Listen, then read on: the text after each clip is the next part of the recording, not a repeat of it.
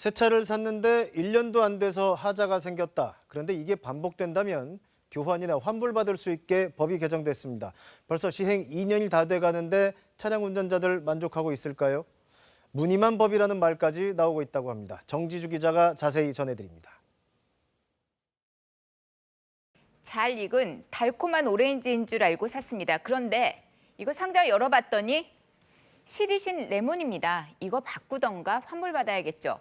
영미권에서는 결함 있는 불량품을 레몬이다 이렇게 한다는데요. 여기서 유래된 게 바로 레몬법입니다. 정식 명칭은 매그너슨 모스 보증법입니다. 차량 또는 전자제품에 결함이 있어서 같은 고장이 반복되면 교환 또는 환불받을 수 있는 일종의 소비자 보호법입니다. 우리나라에서는 지난해 1월 시행됐습니다. 새 차의 경우 구입 후 1년 이내 또는 주행거리 2만 킬로미터 이내입니다. 일반 하자는 3번, 중대 하자는 2번 이상 반복돼 수리를 했다면 중재를 거쳐서 제조사에 교환 또는 환불을 요구할 수 있습니다. 시행 2년이 되어갑니다. 그런데 이 레몬법, 싱거운 레몬이다 또 무늬만 법이라는 이런 비난이 거셉니다. 적용받기가 너무 힘들기 때문인데요. 이 소비자는 지난 4월 새 차 샀습니다. 내부와 엔진 소음 때문에 벌써 2차례 수리를 받았습니다. 하지만 증상 여전했고요. 계약 시에 교환, 환불 제도에 서명도 했습니다. 그래서 차량 교환을 요구했지만 제조사는 엔진 교환만 가능하다는 입장이라는데요. 그 비싼 제품을 사면서 이렇게 소비자를 무시하는 제품이 지금 우리나라에 있을까 할 정도로 황당했고, 교환이나 환불은 어렵구나, 아예 못하겠구나 느껴지는 게.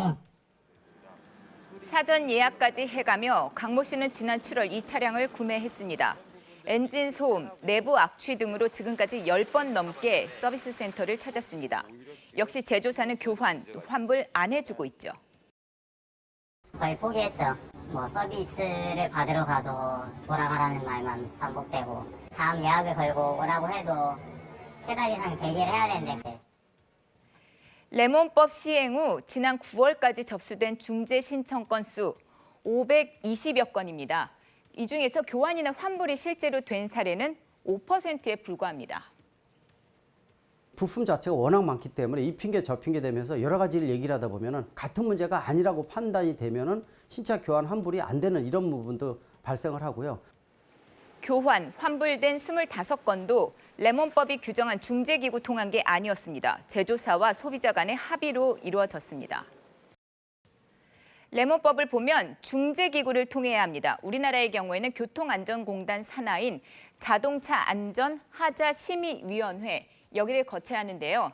이 위원회에서 차량 중대 결함으로 판정한 사례가 단 한 건도 없었습니다. 그 이유, 국내에서는 결함 입증 책임이 소비자에게 있기 때문입니다.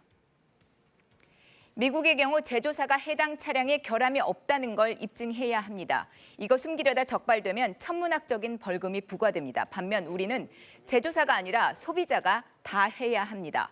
부품만 수만 개의 자료는 거의 제조사가 갖고 있습니다. 쉽지 않죠.